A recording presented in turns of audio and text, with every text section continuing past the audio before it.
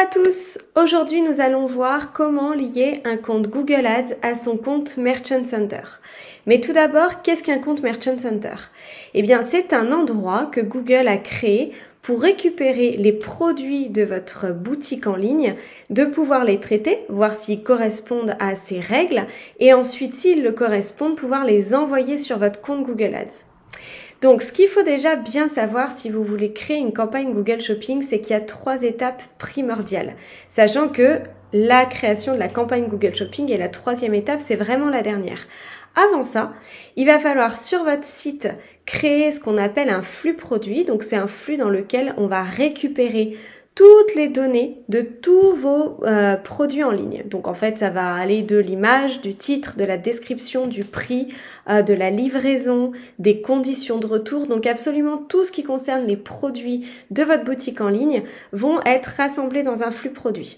Pour créer ce flux produit, il y a plein de façons différentes et il existe d'ailleurs des modules très bien faits sur WordPress ou Shopify.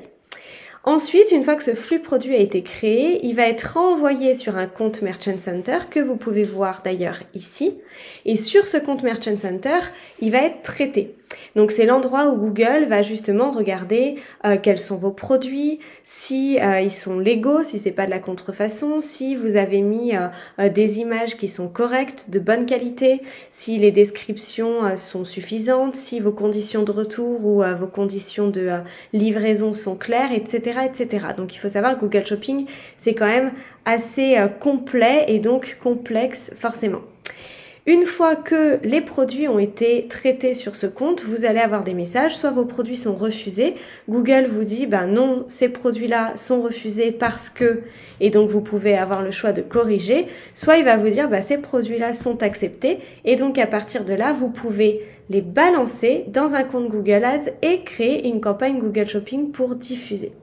Donc ce que je vais vous montrer aujourd'hui, c'est 2 choses. La première chose, c'est comment associer vos comptes Google Ads à vos comptes Merchant Center. Donc, par souci de confidentialité, j'ai dû un petit peu réduire ici la page. Donc, on voit que c'est un peu coupé, mais ça va se passer dans les paramètres. Donc, dans d'autres outils, comme par exemple Google Analytics, on va pouvoir relier le compte Analytics directement dans Google Ads. Sur Merchant Center, c'est l'inverse. C'est qu'en fait, c'est dans le compte Merchant Center qu'on va envoyer une invitation à un compte Google Ads. Donc, vous allez ici, dans les paramètres, dans la petite roue crantée, et là, vous allez faire compte associé.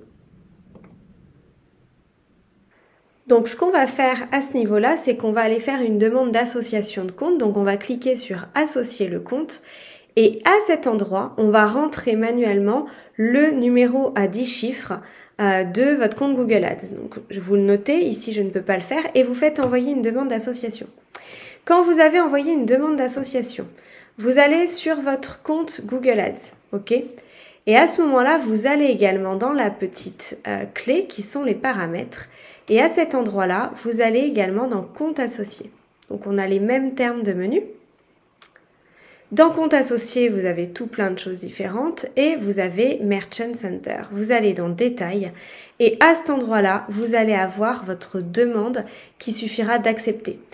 Donc c'est juste 2 clics sur un bouton, sauf que ça ne marche pas dans ce sens-là. On ne peut pas, par Google Ads, faire une demande à Merchant Center.